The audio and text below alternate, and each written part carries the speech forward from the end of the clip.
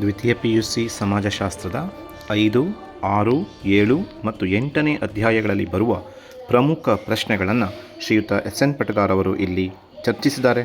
ಇವುಗಳನ್ನು ಕೂಡ ಒಂದು ಸಲ ಕೇಳಿ ಯಾವೆಲ್ಲ ಪ್ರಶ್ನೆಗಳನ್ನು ನೀವು ಸಿದ್ಧ ಮಾಡ್ಕೊಂಡಿದ್ದೀರಿ, ಇನ್ಯಾವುದನ್ನು ಮಾಡಿಕೊಳ್ಬೇಕು ಅನ್ನುವ ಕೊನೆಯ ಕ್ಷಣದ ಸಿದ್ಧತೆಯನ್ನು ಮಾಡಿಕೊಳ್ಳಿ. ನಿಮಗೆಲ್ಲರಿಗೂ ಸೋಷಿಯಾಲಜಿ ಪರೀಕ್ಷೆಗೆ all the best. Thank you for watching.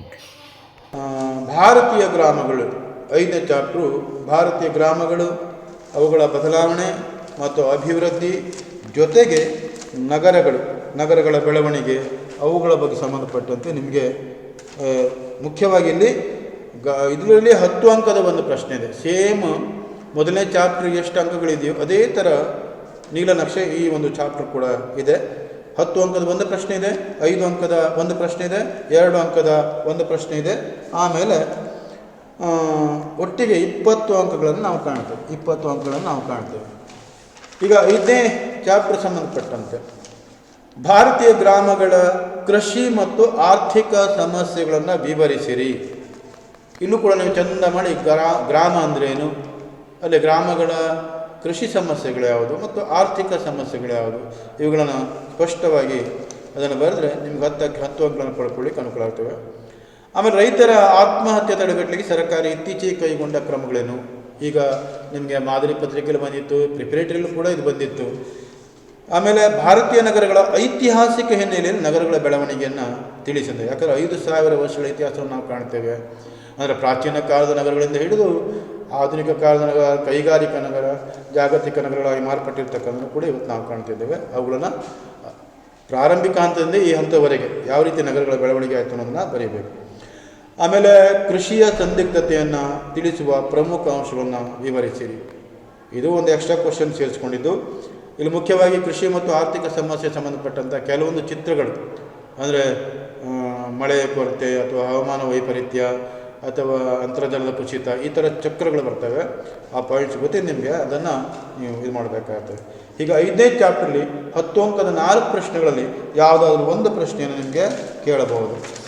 ಆಮೇಲೆ 5 ಅಂಕದ ಪ್ರಶ್ನೆಗಳು ಕೇವಲ 5 ಪ್ರಶ್ನೆ ಇದೆ, ಅದರಲ್ಲಿ ಯಾವುದಾದ್ರು ಒಂದು ಕೇಳ್ತಾರೆ ನೋಡಿ. ಭಾಳ ಸುಲಭ. 5 ಅಂಕದ ಪ್ರಶ್ನೆ 5 ಇದೆ, ಅದರಲ್ಲಿ ಯಾವುದಾದ್ರು ಒಂದು ಕೇಳ್ತಾರೆ. ಭಾರತೀಯ ಗ್ರಾಮಗಳ 5 ಲಕ್ಷಣ ವಿವರಿಸಿ, ಭಾಳ ಸುಲಭ ಅಂತ ಪ್ರಶ್ನೆ.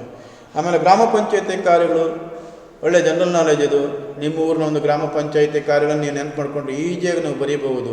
ಅದರ ಕುಡಿಯೋ ನೀರಿನ ವ್ಯವಸ್ಥೆ ಇರ್ಬೋದು, ಶಾಲಾ ಕಟ್ಟಡ ನಿರ್ವಹಣೆ ಇರ್ಬೋದು, ಸೇತುವೆ ರಸ್ತೆದು ವ್ಯವಸ್ಥೆ ಇರ್ಬೋದು, ಬೀದಿ ದೀಪದ ವ್ಯವಸ್ಥೆ ಇರ್ಬೋದು, ಸಂತೆ ಜಾತ್ರೆಗಳ ವ್ಯವಸ್ಥೆ ಇರ್ಬೋದು, ಅಥವಾ ಕೋಳಿ ಸಾಕಾಣಿಕೆ, ಮೀನು ಸಾಕಾಣಿಕೆ, ಅಥವಾ ಸಾಕಾಣಿಕೆ, ಕೃಷಿ ಸಂಬಂಧಪಟ್ಟಂಥ ಕೃಷಿಯೇತರ ಚಟುವಟಿಕೆಗಳಿಗೆ ಪ್ರೋತ್ಸಾಹ ಕೊಡ್ತಕ್ಕಂಥದ್ದು, ಆರೋಗ್ಯ ನಿರ್ವಹಣೆ ಇರ್ಬೋದು, ಸಾಂಕ್ರಾಮಿಕ ರೋಗಗಳನ್ನು ತಡೆಗಟ್ಟದಿರ್ಬೋದು. ಈ ಕೆಲವೊಂದು ಪಾಯಿಂಟ್ಸ್ಗಳು ಬರ್ತವೆ. ಈಜಿಯಾಗಿ ನೀವು ನೆನಪು ಮಾಡ್ಕೊಳ್ತಾ ಚಂದ ಮಾಡಿ ಒಂದು 12 ಪಾಯಿಂಟ್ಗಳನ್ನು ನೀವು ಬರೆದ್ರೆ 5ಕ್ಕೆ 5 ಅಂಕಗಳು ಪಡ್ಕೊಳ್ಳಿಕ್ಕೆ ಭಾಳ ಸುಲಭ. ಆಮೇಲೆ GK ವೀರೇಶ್ ಸಮಿತಿಯ ಬಗ್ಗೆ ಟಿಪ್ಪಣಿ ಬರೆಯಿರಿ. ಇಲ್ಲೂ ಕೂಡ ಸರಿಯಾಗಿ ಅರ್ಥ ಮಾಡ್ಕೊಳ್ಳಿ. ಕೃಷಿ ಅಧ್ಯಯನವನ್ನು ಮಾಡಲಿಕ್ಕೆ 2 ಸಮಿತಿ ಆಯಿತು, ಒಂದು ದ್ವಾರಕಾನಾಥ್ ಸಮಿತಿ, ಮತ್ತೊಂದು GK ವೀರೇಶ್ ಸಮಿತಿ. ದ್ವಾರಕಾನಾಥ್ ಸಮಿತಿ ಅದು BT ತಳಿ ಹತ್ತಿ ಮತ್ತು ಹೈಬ್ರಿಡ್ ಜೋಳದ ಬಗ್ಗೆ, ಭತ್ತದ ಬಗ್ಗೆ ಅದು ಅಧ್ಯಯನ ಮಾಡಿದೆ. ಇಲ್ಲಿ GK ವೀರೇಶ್ ಸಮಿತಿ ರೈತರ ಆತ್ಮಹತ್ಯೆಗೆ ಕಾರಣಗಳನ್ನು ಹುಡುಕ್ಲಿಕ್ಕೆ ಹೋಯಿತು. ಅಲ್ಲಿ ಸುಮಾರು 12 ಪಾಯಿಂಟ್ಗಳು ಬರ್ತವೆ. ಯಾವ್ಯಾವ ಕಾರಣಗಳಿಂದ ರೈತರ ಆತ್ಮಹತ್ಯೆ ಮಾಡ್ಕೊಳ್ತಾ ಇದ್ದಾರೆ ಅನ್ನೋದನ್ನು ಅಲ್ಲಿ ನೀವು ಟಿಪ್ಪಣಿಸಬೇಕಾಗ್ತದೆ. ಆಮೇಲೆ ಕೊಳಚೆ ಪ್ರದೇಶ ಅಂದ್ರೇನು, ಅದರ ಲಕ್ಷಣಗಳು ಯಾವುದಂತ ಹೇಳ್ತೀನಿ ನೋಡಿ. ಕೊಳಚೆ ಪ್ರದೇಶದ ವ್ಯಾಖ್ಯೆಯನ್ನು ನೀವು ಸರಿಯಾಗಿ ಬಾಯಾಟ ಮಾಡಿಕೊಂಡು ಅದನ್ನು ಪ್ರಾಕ್ಟಿಕಲಾಗಿ ನೀವು ಬರೆದು ಬಿಟ್ಟರೆ ಅದರಲ್ಲೇ ನಿಮಗೆ ಕೊಳಚೆ ಪ್ರದೇಶದ ಲಕ್ಷಣಗಳು ಬಂದುಬಿಡ್ತವೆ. ಒಂದೊಂದೇ ಪಾಯಿಂಟ್ ಹಾಕಿ ಶಿಥಿಲವಂತ ಕಟ್ಟಡ, ಬಿರುಕು ಬಿಟ್ಟ ಕಟ್ಟಡ, ಅಸಮರ್ಪಕ ಕಟ್ಟಡ, ಅಥವಾ ಸೌಲಭ್ಯದ ಕೊರತೆ, ಕಿಕ್ಕಿರಿದಂತಹ ಜನದಟ್ಟಣೆ, ಕಿಕ್ಕಿರಿದಂಥ ಓಣಿ, ಇದೆಲ್ಲ ನೀವು ಈಜಿಯಾಗಿ ಬರಲಿಕ್ಕೆ ಅನುಕೂಲ. ನಗರದ ಸಮಸ್ಯೆಗಳ ಪರಿಹಾರ, ಯಾವ ರೀತಿ ಪರಿಹಾರವನ್ನು ಕೈಗೊಳ್ಳಬಹುದು, ನಗರ ಯೋಜನೆ ಯಾವ ರೀತಿ ಇರಬೇಕು, ಆ ಮೂಲಕ ನಗರಗಳ ಒಂದು ಸಮಸ್ಯೆಗಳು, ಕೊಳಚೆ ಪ್ರದೇಶ ಇರ್ಬೋದು, ವಸತಿ ಸಮಸ್ಯೆ ಇರ್ಬೋದು, ಅಥವಾ ಶುಚಿತ್ವ ಸಮಸ್ಯೆ ಇರ್ಬೋದು, ಮಾಲಿನ್ಯ ಇರ್ಬೋದು, ಅಥವಾ ಈ ಸಾರಿಗೆ ದಟ್ಟಣೆ ಇರ್ಬೋದು, ಇವೆಲ್ಲವನ್ನು ಯಾವ ರೀತಿ ನಿಭಾಯಿಸ್ಬೋದು ಅದನ್ನು ವಿವರಣೆ ಮಾಡಬೇಕಾಗ್ತದೆ. ಹೀಗೆ ನಿಮಗೆ ಈ ಒಂದು 5ನೇ ಚಾಪ್ಟ್ರಲ್ಲಿ 10 ಅಂಕದ ಪ್ರಶ್ನೆ ಒಂದೇ, 5 ಅಂಕದ ಪ್ರಶ್ನೆ ಒಂದೇ, ಆಮೇಲೆ 2 ಅಂಕದ ಪ್ರಶ್ನೆ ಒಂದು ಕೇಳಬಹುದು. ಆ 2 ಅಂಕದ ಪ್ರಶ್ನೆ ಮುಖ್ಯವಾಗಿ ಗ್ರಾಮೀಣ ಅಧ್ಯಯನದ 2 ಮಹತ್ವ ತಿಳಿಸಿ ಅಂತ ಹೇಳ್ಕೊಂಡು. ಗ್ರಾಮೀಣ ಅಧ್ಯಯನದ 2 ಯಾಕೆ ನಾವು ಗ್ರಾಮೀಣ ಅಧ್ಯಯನ ಮಾಡಬೇಕು? ಒಂದು ಗ್ರಂಥಗಳಿಗೆ ಪರಿಹಾರ ಸಿಗ್ತವೆ, ಹೌದಲ್ಲ, ಅಥವಾ ಗ್ರಾಮೀಣ ಜನರ ದೃಷ್ಟಿಕೋನ ಹೇಗಿದೆ, ಹೌದಲ್ಲ, ಅವ್ರ ಬಗ್ಗೆ ಇರ್ತಕ್ಕಂಥ ಕೆಲವೊಂದು ಕೀಳರಿವೆ, ಅಂದರೆ ಗ್ರಾಮೀಣ ಜನ ದಡ್ರು ಅನ್ನೋದು ಕೂಡ ಅಲ್ಲ ಅನ್ನೋದು ಸ್ಪಷ್ಟವಾಗ್ತವೆ. ಅವರಿಗೂ ಕೂಡ ವೈಜ್ಞಾನಿಕ ಮನೋಭಾವ ಇದೆ, ಚಿಂತನೆ ಇದೆ ಅನ್ನೋದು ಗೊತ್ತಾಗ್ತದೆ. ಆಮೇಲೆ ರೈತರ ಆತ್ಮಹತ್ಯೆ ಕಾಣುವಂಥ 2 ಘಟನೆ ಕೇಳಿದ್ದಾರೆ ಇಲ್ಲಿ. ಅದು ಮನೆಯಲ್ಲಾಗಿರ್ತಕ್ಕಂಥಿರ್ಬೋದು, ಹೊಲದಲ್ಲಾಗಿರ್ತಕ್ಕಂಥಿರ್ಬೋದು, ಬೆಳೆ ಹಾನಿ ಇರ್ಬೋದು, ಅಥವಾ ಮನೆಯಲ್ಲಿ ಅದು ಅನಾರೋಗ್ಯ ಇರ್ಬೋದು, ಅಥವಾ ಆಸ್ತಿ ಸಂಬಂಧಪಟ್ಟಂಥ ಸಂಘರ್ಷಗಳಿರ್ಬೋದು. ಆಮೇಲೆ ವಿಶೇಷ ಆರ್ಥಿಕ ವಲಯ ಇದ್ರೇನು, ಅದಕ್ಕೆ ಸಂಬಂಧಪಟ್ಟಂಥ ಒಂದು ವ್ಯಾಖ್ಯೆಯನ್ನು ಬರೆಯತಕ್ಕಂಥದ್ದು. ಬ್ರಿಟಿಷರ ಕಾಲದ 2 ನಗರ, ಆಮೇಲೆ ನಗರದ 2 ಸಮಸ್ಯೆ, ಹಲವಾರು ಸಮಸ್ಯೆ ಇದೆ, ಅದು 2 ಸಮಸ್ಯೆಯನ್ನು ನೀವು ಗುರುತಿಸಲಾಯಿತು. ಹೀಗೆ 2 ಮಾರ್ಕ್ಸಿನ ಒಂದೇ ಪ್ರಶ್ನೆ, 10 ಅಂಕದ ಒಂದು ಪ್ರಶ್ನೆ, 5 ಅಂಕದ ಒಂದು ಪ್ರಶ್ನೆ, ಇಲ್ಲಿ 15 ಆಯಿತು. 2 ಅಂಕದ ಒಂದು ಪ್ರಶ್ನೆ, ಅಲ್ಲಿ 17 ಆಯಿತು. ಇನ್ನು 1 ಅಂಕದ 3 ಪ್ರಶ್ನೆ ಕೊಡ್ತಾರೆ. ಅದು ಮುಖ್ಯವಾಗಿ ಅದು ಯಾವುದೇ ಇರ್ಬೋದು, ಮಲ್ಟಿಪಲ್ ಚಾಯ್ಸ್ ಇರ್ಬೋದು, ಮತ್ಯಾವುದೇ ಇರ್ಬೋದು. ನೋಡಿ, rural sociology in India, AR Desai ಅವರ ಒಂದು ಗ್ರಂಥ. ನಾನು ನಿಮ್ಗೆ ಹೇಳಿದೆ, caste and race in India, ಯಾರು doctor GS Ghurye. Kinship organisation in India, ಅದು Iravati Karve. Rural sociology in India, ಇದು AR ದೇಸಾಯಿ. ಈ 3 ಗ್ರಂಥಗಳು ಯಾವುದೋ ಒಂದು ಗ್ರಂಥವನ್ನು ನಿಮ್ಗೆ ಕೇಳ್ಬೋದು. ಆಮೇಲೆ ಭಾರತೀಯ ಹಸಿರು ಕ್ರಾಂತಿಯ ಪಿತಾಮಹ MS ಸ್ವಾಮಿನಾಥನ್ ಅಂತ ಬರ್ತಾರೆ. ಭಾರತೀಯ ಗ್ರಾಮೀಣ ಪುಟ್ಟ ಗಣರಾಜ್ಯ ಅಂತ ಕರೆದವರು ಯಾರು? ಹಿಂದೊಮ್ಮೆ ಹೇಳಿದೆ, ಭಾರತದಲ್ಲಿ ಪಂಚಾಯತ್ ರಾಜ್ ಶಿಫಾರ್ ಬಲವಂತರಾಯ್ ಮೆಹ್ತಾ ಸಮಿತಿ. ಆಮೇಲೆ ಸಂಸ್ಕೃತಾನುಕರಣ, ಪಾಶ್ಚಾತ್ಯೀಕರಣ ಪರಿಕಲ್ಪನೆ ಪರಿಚಯಿಸ್ತಾರೆ MN ಶ್ರೀನಿವಾಸ್. ಆಮೇಲೆ ಅಪಸಂಸ್ಕೃತಾನುಕರಣ, ಆಮೇಲೆ ಸಾರ್ವತ್ರಿಕರಣ ಕ್ರಾಂತೀಕರಣ, AR ದೇಸಾಯಿಯವರ ಗ್ರಾಮಾಧ್ಯಯನ ಕೃತಿ. ಫಸ್ಟ್ ಬಂದಂಥ ಕ್ವಶನ್ ಉಲ್ಟಾ ಕೇಳಿದ್ದಾರೆ, ಬಿಟ್ಟ ಸ್ಥಳದಲ್ಲಿ ಬೇರೆ ಥರ ಕೇಳಿದ್ದಾರೆ, ರೂರಲ್ ಸೋಷಿಯಾಲಜಿ ಇನ್ ಇಂಡಿಯಾ ಅಂತ ಹೇಳ್ಕೊಂಡು. ಆಮೇಲೆ ವಿಸ್ತೃತ ಪರಂಪರೆ, ಕಿರು ಪರಂಪರೆ, ಇದರ ರಾಬರ್ಟ್ ರೆಡ್ಫೀಲ್ಡ್ ಅವ್ರದ್ದು. ಆಮೇಲೆ ಆರೋಗ್ಯ ವಿಮಾ ಯೋಜನೆ, ಇದು ಬಹಳ ಇಂಪಾರ್ಟೆಂಟ್ ನೋಡಿ. ರೈತರ ಒಂದು ಸಂಬಂಧಪಟ್ಟಂತೆ ಯಶಸ್ವಿನಿ ಹೇಳ್ತಕ್ಕಂಥ ಒಂದು ಆರೋಗ್ಯ ವಿಮಾ ಯೋಜನೆ. ಆಮೇಲೆ ರಾಮಪುರ, ಇದು ಕೂಡ ಬಹಳ ಇಂಪಾರ್ಟೆಂಟು. ಅಂದರೆ MN ಶ್ರೀನಿವಾಸರವರು ಆ ಒಂದು ಗ್ರಾಮವನ್ನು ಅಧ್ಯಯನ ಮಾಡಿದರು. ಹರಪ್ಪ ಮತ್ತು ಮೊಹೆಂಜೊದರೋ, ಇದು ಕೂಡ ಸಿಂಧೂ ನಾಗರಿಕತೆಯ ಪ್ರಮುಖ ನಗರಗಳು. ಪ್ರಾಚೀನ ನಾಗರಿಕತೆ, ಸಿಂಧೂ ನಾಗರಿಕತೆ ಪ್ರಮುಖ ನಗರಗಳ 2ನೇ ಹೆಸರಿಸಿ ಅಂತ ನಿಮಗೆ ಕೇಳ್ಬೋದು, ಹಾಗೆ ನೆನಪಿಟ್ಕೊಳ್ಬೇಕು. ಆಮೇಲೆ ನಳಂದ, ತಕ್ಷಶಿಲ, ಇದು ಕೂಡ ಬಹಳ ಇಂಪಾರ್ಟೆಂಟ್, ಬೌದ್ಧ ಧರ್ಮ ಕಾಲದ ನಗರಗಳು. ಆಮೇಲೆ CZ ಸ್ಪೆಷಲ್ ಎಕಾನಮಿಕ್ ಝೋನ್ ಅಂತ ಹೇಳ್ಕೊಂಡು, ವಿಶೇಷ ಆರ್ಥಿಕ ವಲಯ ಅಂತ ಹೇಳ್ಕೊಂಡು, ಇದು 5 ಕೂಡ ಇಂಪಾರ್ಟೆಂಟ್. ಇದರೊಳಗೆ ಯಾವುದಾದ್ರು ಒಂದು ಬೀಳುತ್ತೆ ನೋಡಿ, ಯಾವುದು ಆರೋಗ್ಯ ವಿಮಾ ಯೋಜನೆ, ರಾಮಪುರ, ಹರಪ್ಪ ಮೊಹೆಂಜೊದರೋ, ನಳಂದ, ತಕ್ಷಶಿಲ, CZ. ಇಲ್ಲೂ ಕೂಡ ಇದರಲ್ಲಿ ರೂರಲ್ ಸೋಷಿಯಾಲಜಿ ಇನ್ ಇಂಡಿಯಾ, ಹಸಿರು ಕ್ರಾಂತಿಯ ಪಿತಾಮಹ, ಪುಟ್ಟ ಗಣರಾಜ್ಯ, ಪಂಚಾಯತ್ ರಾಜ್ ಶಿಫಾರಸು ಮಾಡಿದಂಥ ಇದು. ಆಮೇಲೆ ನೆಕ್ಸ್ಟ್ ಇವಿಷ್ಟಲ್ಲಿ ಯಾವುದನ್ನು ಬೀಳುತ್ತವೆ.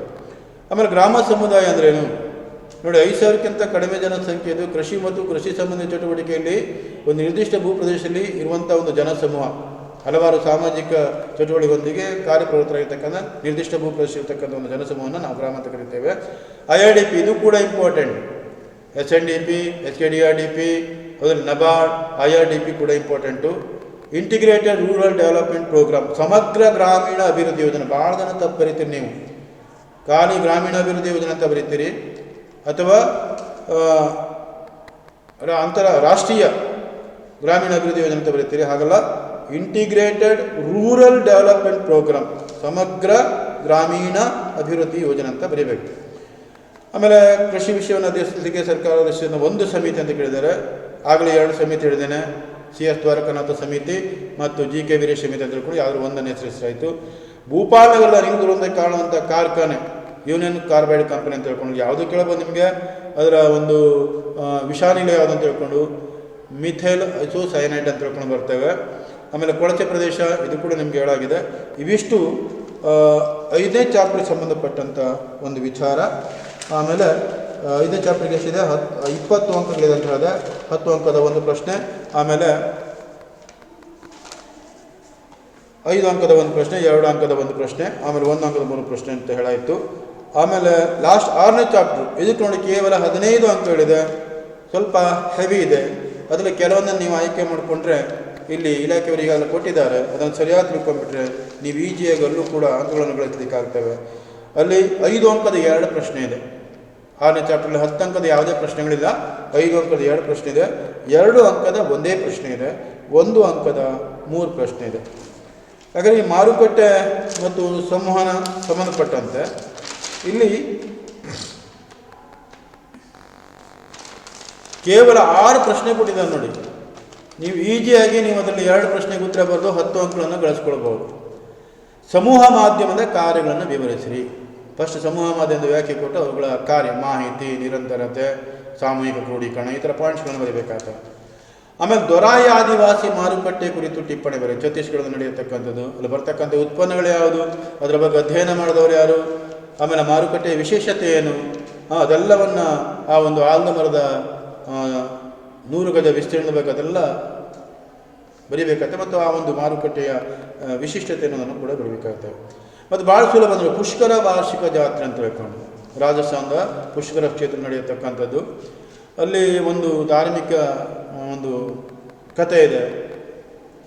ಬ್ರಹ್ಮದೇವ ಬಂದು ಕಾರ್ತಿಕ ಮಾಸದ ಹುಣ್ಣಿಮೆ ದಿವಸ ಅಲ್ಲಿ ಪುಷ್ಕರ ಸರೋವರವನ್ನು ನಿರ್ಮಾಣ ಮಾಡಿ ಅದರಲ್ಲಿ ಸ್ನಾನ ಮಾಡಿದ ಅಂತ ಹೇಳ್ಕೊಂಡು, ಹಾಗಾಗಿ ಆ ಒಂದು ಪವಿತ್ರ ದಿವಸ ಭಕ್ತಾದಿಗಳೆಲ್ಲ ಅಲ್ಲಿ ಸ್ನಾನ ಮಾಡ್ತಾರೆ. ಅದು ಪವಿತ್ರ ಸ್ನಾನ ಅಂತ ಕರೀತಾರೆ.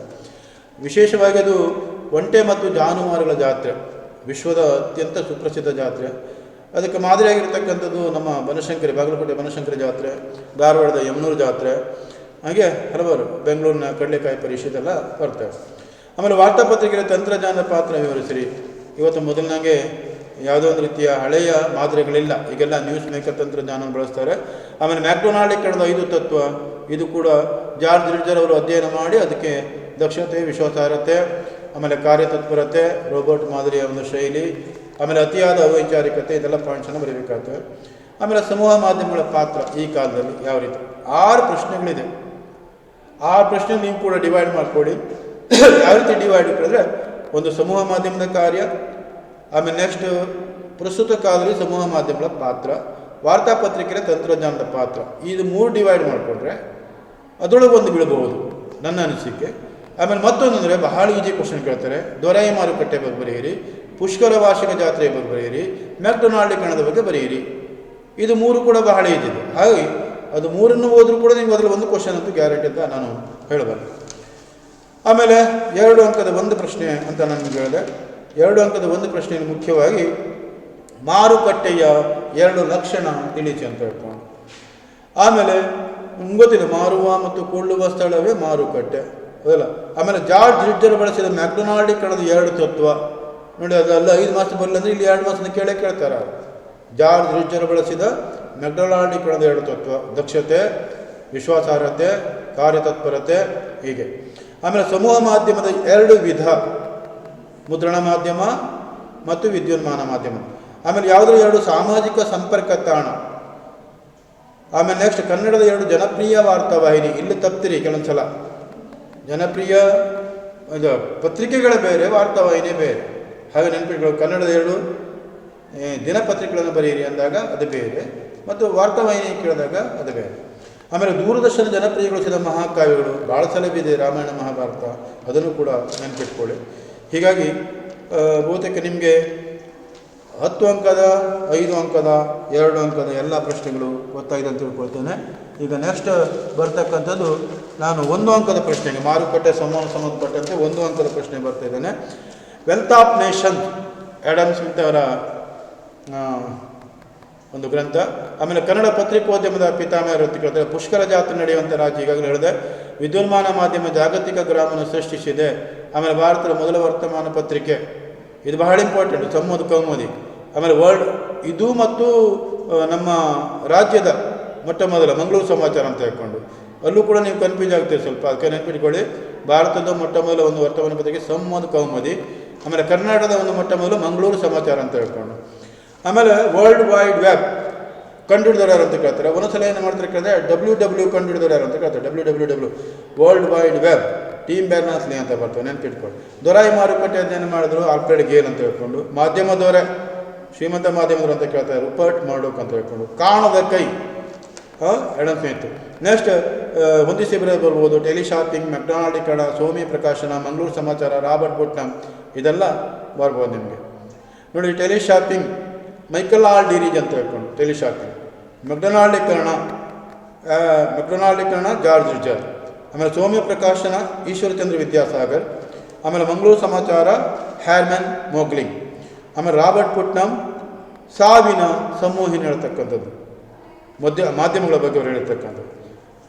ಇವಿಷ್ಟು 1 ಅಂಕದ ಪ್ರಶ್ನೆ. ಇದ್ರ ಜೊತೆಗೆ ಒಂದು ವ್ಯಾಖ್ಯೆ ಪ್ರಶ್ನೆ ಕೂಡ ಕೇಳ್ಬೋದು. ಏಷ್ಯನ್ ಡ್ರಾಮಾ ಬರೆದವರು ಯಾರಂತ, ಗುನ್ನಾರ್ ಮಿರ್ಡಾಲ್.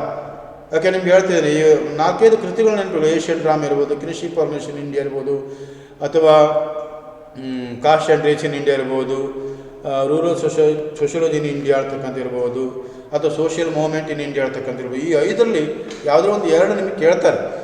ಆಮೇಲೆ ಜಾರ್ಜ್ ರಿಚರ್ ಬಳಸಿದ ಮ್ಯಾಕ್ಡೊನಾಲ್ಡ್ ತತ್ವ, ಸಮೂಹ ಮಾಧ್ಯಮದ 2 ವಿಧ, ಯಾವುದಾದ್ರು 2 ಸಾಮಾಜಿಕ ಸಂಪರ್ಕ ತಾಣ, ಕನ್ನಡದ 2 ಜನಪ್ರಿಯ ವಾರ್ತಾವಾಹಿನಿ, ದೂರದರ್ಶನ ಜನಪ್ರಿಯಗೊಳಿಸಿದ ಮಹಾಕಾವ್ಯ, ಇವೆಲ್ಲ 1 ಮಾರ್ಕ್ಸೊಂದು 2 ಮಾರ್ಕ್ಸೊಂದು ಇರ್ತವೆ.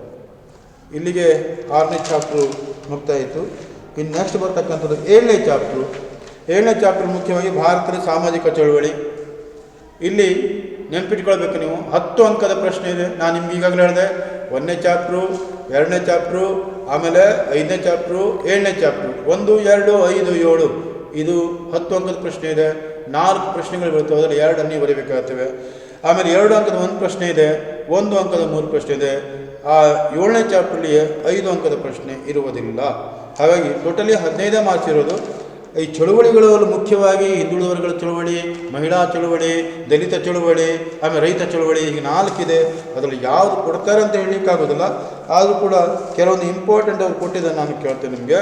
ನೋಡಿ, 4 ಪ್ರಶ್ನೆ ನೀವು ಗಮನದಲ್ಲಿಟ್ಟುಕೊಳ್ಳಿ. 1, ಕರ್ನಾಟಕ ರಾಜ್ಯ ರೈತ ಸಂಘ ಸರ್ಕಾರದ ಮುಂದಿಟ್ಟ ಬೇಡಿಕೆಗಳು ಯಾವುದು? 19 ಬೇಡಿಕೆಗಳಿದೆ. ಯಾವ ರೀತಿ ಅವರು ಮಂತ್ರಿಗಳ ಮುಂದೆ 19 ಬೇಡಿಕೆಗಳಿಟ್ಟುವುದನ್ನು ಗಮನದಲ್ಲಿಟ್ಟುಕೊಂಡು ಅದನ್ನು ಪಾಯಿಂಟ್ ಬೈ ಪಾಯಿಂಟ್ ಬರೀತಾ ಹೋಗಬೇಕಾಗ್ತವೆ. ಆಮೇಲೆ ಭಾರತದಲ್ಲಿ ಹಿಂದುಳಿದ ವರ್ಗಗಳ ಚಳುವಳಿಯನ್ನು ವಿವರಿಸಿರಿ. ಅಲ್ಲಿ ಎಲ್ಲವೂ ಬರ್ತವೆ. ಹಿಂದುಳಿದ ವರ್ಗಗಳ ಜ್ಯೋತಿರಾವ್ ಫುಲೆಯವರ ಸತ್ಯಶೋಧಕ ಸಮಾಜ ಇರ್ಬೋದು, ಜಸ್ಟಿಸ್ ಪಾರ್ಟಿ ಇರ್ಬೋದು, ಅಥವಾ SNDP ಇರ್ಬೋದು, ಅವೆಲ್ಲ ಪಾಯಿಂಟ್ಸನ್ನೇ ಬರಬೇಕಾಗ್ತದೆ. ರಾಜ್ಯ ರೈತ ಸಂಘ ಹೋರಾಟದ ಪ್ರಮುಖ ವಿಷಯಗಳು ಯಾವುದಂತ ತಿಳ್ಕೊಂಡು ಇಲ್ಲೂ ಕೂಡ ನೀವು ಕನ್ಫ್ಯೂಸ್ ಮಾಡ್ಕೊಳ್ಳೋದು. ಹೋರಾಟದ ಬೇಡಿಕೆಗಳು 19 ಬೇರೆ, ಹೋರಾಟದ ವಿಷಯಗಳು ಬೇರೆ.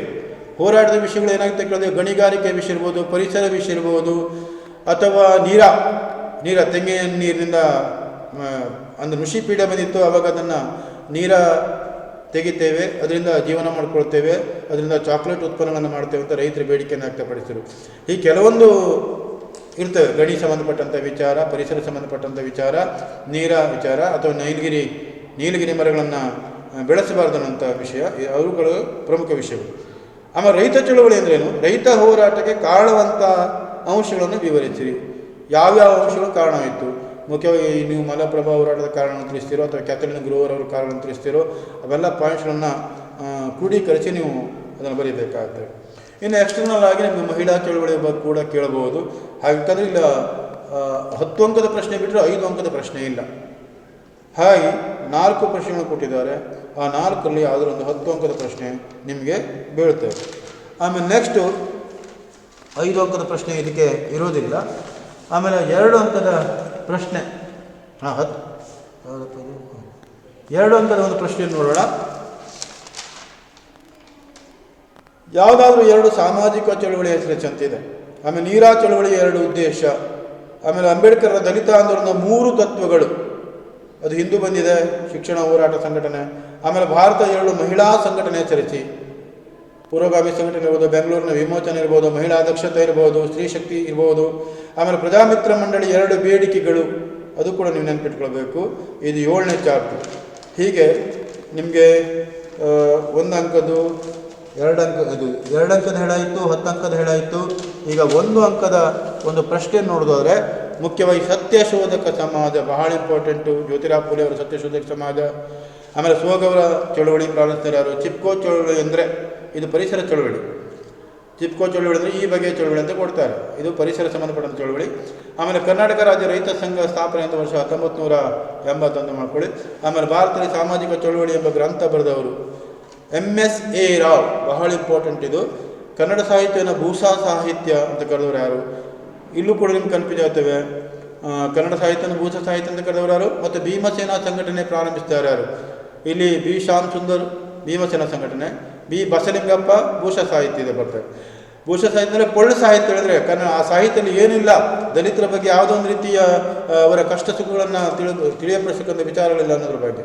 ಆಮೇಲೆ 1 ಜಾತಿ 1 ಧರ್ಮ ಒಬ್ಬರೇ ದೇವರು, ಇದು ಬಹಳ ಇಂಪಾರ್ಟೆಂಟ್. 1 ಕಾಸ್ಟ್ 1 ರಿಲಿಜನ್ 1 ಗಾಡ್ ಎಂಬ ಧ್ಯೇಯದೊಂದಿಗೆ ಕೇರಳದಲ್ಲಿ ಸಾಮಾಜಿಕ ಕ್ರಾಂತಿ ಕೈಗೊಂಡವರು ಯಾರು ಅಂತ ತಿಳ್ಕೊಂಡು ನಾರಾಯಣಗುರು ಅಂತ ಬರ್ತವೆ. ಮಲಪ್ರಭಾ ಚಳುವಳಿ ಪ್ರಾರಂಭ ಅಂತ ವರ್ಷ, ಪ್ರಜಾಮಿತ್ರ ಮಂಡಳಿ ಸ್ಥಾಪನೆ ಅಂತ ವರ್ಷ, ಇವೆಲ್ಲ ಬರ್ತವೆ.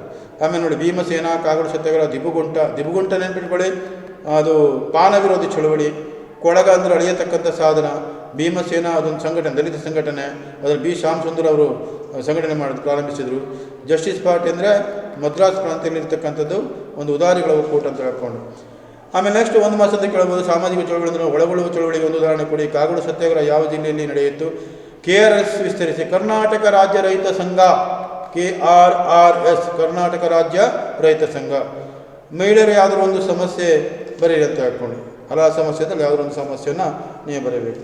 ಹೀಗಾಗಿ 7ನೇ ಚಾಪ್ಟರ್ ಮುಗೀತು. ಆತ್ಮೀಯ ವಿದ್ಯಾರ್ಥಿಗಳೇ, ಕೊನೆಯಲ್ಲಿ ಇನ್ನು ಒಂದೇ ಚಾಪ್ಟರ್ ಉಳ್ಕೊಂಡಿದೆ. ಆ ಚಾಪ್ಟ್ರೊಂದಿಗೆ ನಿಮ್ಗೆ ಇಲಾಖೆಯ ಒಂದು ಬ್ಲೂ ಪ್ರಿಂಟ್ನ ಒಂದು ಮಹತ್ವ ನಿಮಗೆ ಗೊತ್ತಾಗ್ತದೆ. ಈ ಕೊನೆಯ ಚಾಪ್ಟ್ರಿಗೆ ಯಾವುದೇ ಒಂದು ರೀತಿಯ 10 ಅಂಕದ ಪ್ರಶ್ನೆ ಇರುವುದಿಲ್ಲ. ಕೇವಲ 5 ಅಂಕದ ಒಂದೇ ಪ್ರಶ್ನೆ ಇರೋದು. ಕೊನೆಯ ಚಾಪ್ಟ್ರಿಗೆ ಕೇವಲ 10 ಅಂಕ ಇದೆ, ಅದಕ್ಕೆ ಆ ಚಾಪ್ಟ್ರಲ್ಲಿ 5 ಅಂಕದ ಒಂದೇ ಪ್ರಶ್ನೆ ಇದೆ. ಹಾಗೆ ನೆನ್ಪಿಟ್ಕೊಳ್ಳಿ, ನಿಮ್ಗೆ ಅದರಲ್ಲಿ ಯಾವುದು ಈಜಿ ಇದೆ ಆ ಚಾಪ್ಟ್ರಲ್ಲಿ ಅದನ್ನು ಗಮನಿಸಿ.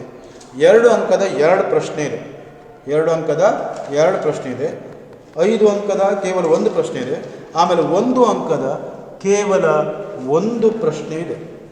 ಹೀಗೆ ಟೋಟಲಿ 10 ಮಾರ್ಕ್ಸ್. ಕೊನೆಯ ಚಾಪ್ಟರ್ಗೆ ಇರೋದು 10 ಮಾರ್ಕ್ಸು. ಅಲ್ಲಿ ಮುಖ್ಯವಾಗಿ 5 ಅಂಕದ 1 ಪ್ರಶ್ನೆ ತಗೊಂಡಾಗ ಪಾಶ್ಚಾತ್ಯೀಕರಣದ ಪ್ರಮುಖ ಕ್ಷೇತ್ರಗಳನ್ನು ವಿವರಿಸಿರಿ. ಯಾವ್ಯಾವ ಕ್ಷೇತ್ರದಲ್ಲಿ ಕ್ರಿಯಾವಿಧಿಗಳಿರ್ಬೋದು, ನಾಮಕರಣ ಇರ್ಬೋದು, ಹೌದಲ್ಲ, ಅವೆಲ್ಲವನ್ನು ಪಾಶ್ಚಾತ್ಯೀಕರಣ ಬ್ರಿಟಿಷರ ಒಂದು ಸಾಮಾಜಿಕ ಸಂಪರ್ಕ ಅಥವಾ ಸಂಸ್ಥೆಗಳು ಅದರಲ್ಲಿ ಬರ್ತಕ್ಕಂಥದ್ದು. ವೆಸ್ಟರ್ನೈಜೇಷನ್ 2ನೇ ಹಂತದಲ್ಲಿ ಬರ್ತಕ್ಕಂಥ. ಮೊದಲು ಸಂಸ್ಕೃತಾನುಕರಣ, ಆಮೇಲೆ ಪಾಶ್ಚಾತ್ಯೀಕರಣ, ಆಮೇಲೆ ಆಧುನೀಕರಣ, ಆಮೇಲೆ ಜಾಗತೀಕರಣ. ಪಾಶ್ಚಾತ್ಯೀಕರಣ ಪ್ರಮುಖ ಕ್ಷೇತ್ರಗಳು ಅಂತ ಹೇಳ್ಕೊಂಡು ಬ್ರಿಟಿಷರಿಂದ ಯಾವ ರೀತಿ ಪ್ರಭಾವಿತರಾಗಿದ್ದೇವೆ, ನಮ್ಮ ಭಾರತೀಯ ಸಮಾಜದಲ್ಲಿ ಯಾವ ರೀತಿ ಬದಲಾವಣೆ ಆಯಿತು ಅಂತ ಹೇಳ್ಕೊಂಡು. ಆಮೇಲೆ ಜಾಗತೀಕರಣಕ್ಕೆ ಸಹಾಯಕವಂತ 5 ಅಂಶಗಳನ್ನು ವಿವರಿಸಿ ಅಂತ ಹೇಳ್ಕೊಂಡು. ಆಮೇಲೆ ಇಲ್ಲಿ ಬಹಳ ಈಜಿ ಕ್ವಶನ್ ನೋಡಿ, ಬಾರ್ಬಿ ಗೊಂಬೆ ಒಂದು ಜಾಗತಿಕ ಪ್ರಜೆ ನಿರೂಪಿಸಿ ಅಂತ ಹೇಳ್ಕೊಂಡು. 1859 ಮೆಟಲ್ ಮಾರ್ಟ್ ಕಂಪನಿ ಬಾರ್ಬಿ ಗೊಂಬೆಯನ್ನು ಮಾರ್ಕೆಟಿಗೆ ಬಿಡುಗಡೆ ಮಾಡಿತು. ಯಾರು ಕಡಿಮೆ ಬೆಲೆಯಲ್ಲಿ ಉತ್ಪಾದನೆ ಮಾಡ್ತಾರೋ ಅವರಿಗೆ ಅದನ್ನು ಕೊಡ್ತು. ಜಪಾನದಲ್ಲಿ ಮೊದಲು ಆ ಒಂದು ಗೊಂಬೆ ತಯಾರಿಕೆ ಮಾಡ್ತು, ಆಮೇಲೆ ತಾನೆ ಅದರ ಸೃಷ್ಟಿಕರ್ತೆ ರುತ್ ಹ್ಯಾಂಡ್ಲರ್, ಮೂಲ ಸೃಷ್ಟಿಕರ್ತೆ ಜರ್ಮನಿಯ ಬಿಡ್ಲಿಲ್ಲಿ ಅಂತ ಹೇಳ್ಕೊಂಡು. ಆಮೇಲೆ ಯಾವ ರೀತಿ ಬೇರೆ ಬೇರೆ ದೇಶಗಳ ಒಂದು ವಸ್ತುಗಳನ್ನು ಬಳಸಿಕೊಂಡು ಹಾಂಗ್ಕಾಂಗ್ ಬಂದರಿನ ಮೂಲಕ ಅದನ್ನು ರಫ್ತು ಮಾಡ್ತಾರೆ. ಸುಮಾರು 140ಕ್ಕಿಂತಲೂ ಹೆಚ್ಚು ದೇಶಗಳಿಗೆ ಅದು ರವಾನೆ ಆಗ್ತವೆ. ಯಾವ ರೀತಿ ಮಾರ್ಕೆಟಿಂಗ್ ಅಥವಾ ಅನ್ನೋದ್ರ ಬಗ್ಗೆ ಒಟ್ಟಾರೆ ಅದು ಜಾಗತಿಕ ಪ್ರಜೆ, ಇಡೀ ಜಗತ್ತನ್ನು ಗುರುತು ಮಾಡಿಕೊಂಡಿದೆ. ಇಡೀ ಜಗತ್ತಿನ ಪ್ರಜೆಯಾಗಿ ಜಗತ್ತಿನ ಲಾಂಛನವಾಗಿ ಅದು ಮಾರ್ಪಟ್ಟಿದ್ದನ್ನು ಸಮರ್ಥನೆ ಮಾಡಬೇಕಾಗ್ತದೆ. ಈಗ 5 ಅಂಕದ 1 ಪ್ರಶ್ನೆ ಅವರು ಕೇಳ್ತಾರೆ. ಪಾಶ್ಚಾತ್ಯೀಕರಣ ಇರ್ಬೋದು, ಜಾಗತೀಕರಣ ಇರ್ಬೋದು, ಬಾರ್ಬಿ ಗೊಂಬೆ ಇರ್ಬೋದು. ಇನ್ನು 2 ಅಂಕದ ಪ್ರಶ್ನೆ ಆದರೆ ಮುಖ್ಯವಾಗಿ 2 ಅಂಕದ ಪಾಶ್ಚಾತ್ಯೀಕರಣವನ್ನು ವ್ಯಾಖ್ಯಾನಿಸಿ. ಸಂಸ್ಕೃತಾನುಕರಣದ 2 ಅಂಶಗಳು ಯಾವುದು, ಆಧುನೀಕರಣಕ್ಕೆ ಸಹಾಯಕವಾದ 2 ಅಂಶಗಳು ಯಾವುದು, 2 ಬ್ರಿಕ್ಸ್ ರಾಷ್ಟ್ರ ಹೆಸರಿಸಿ, ಯಾವುದಾದ್ರೂ 2 ಬಹುರಾಷ್ಟ್ರೀಯ ಕಂಪನಿ ಹೆಸರಿಸಿ ಅಂತ ಕೇಳ್ತಾರೆ. ಇನ್ನು 1 ಅಂಕದಾದರೆ ಬಹುತೇಕ ಈ ಪಾಶ್ಚಾತ್ಯೀಕರಣ ಎಂಬ ಪರಿಕಲ್ಪನೆ, ಸಂಸ್ಕೃತಾನುಕರಣ ಪರಿಕಲ್ಪನೆ, ಆಧುನೀಕರಣ ಎಂಬ ಪರಿಕಲ್ಪನೆ, ಅಥವಾ ನೆಕ್ಸ್ಟ್ ಯಾವುದು ಜಾಗತೀಕರಣ ಎಂಬ ಪರಿಕಲ್ಪನೆ ಪರಿಚಯಿಸಿದವರು ಯಾರು, ಅಥವಾ ಜಾಗತಿಕ ಅನನ್ಯತೆ ಅಂದ್ರೇನು, ಸಂಸ್ಕೃತಾನುಕರಣ ಅಂದ್ರೇನು, ಅಥವಾ ಪಾಶ್ಚಾತ್ಯೀಕರಣ ಅಂದ್ರೇನು, ಆಧುನೀಕರಣ ಅಂದ್ರೇನು, ಈ ಥರ ಯಾವುದಾದ್ರು 1 ಅಂಕದ ಪ್ರಶ್ನೆ ಕೇಳ್ತಾರೆ. ಆತ್ಮೀಯ ವಿದ್ಯಾರ್ಥಿಗಳೇ, ಇಲ್ಲಿಯವರೆಗೆ ನಾನು ಇಲಾಖೆ ನೀಡಿರ್ತಕ್ಕಂತಹ ಮಾದರಿಯನ್ನು ನಾನು ಎಲ್ಲವನ್ನು ನಿಮಗೆ ಸವಿಸ್ತಾರವಾಗಿ ತಿಳಿಸಿದ್ದೇನೆ. ತಮ್ಮೆಲ್ಲರ ಒಂದು ಉತ್ತಮ ಫಲಿತಾಂಶದ ನಿರೀಕ್ಷೆ ನಾವಿರ್ತೇವೆ. ಚೆನ್ನಾಗಿ ಓದಿ, ಚೆನ್ನಾಗಿ ಬರೀರಿ. All the best. ಎಲ್ಲರಿಗೂ ಒಳ್ಳೆಯದಾಗಲಿ.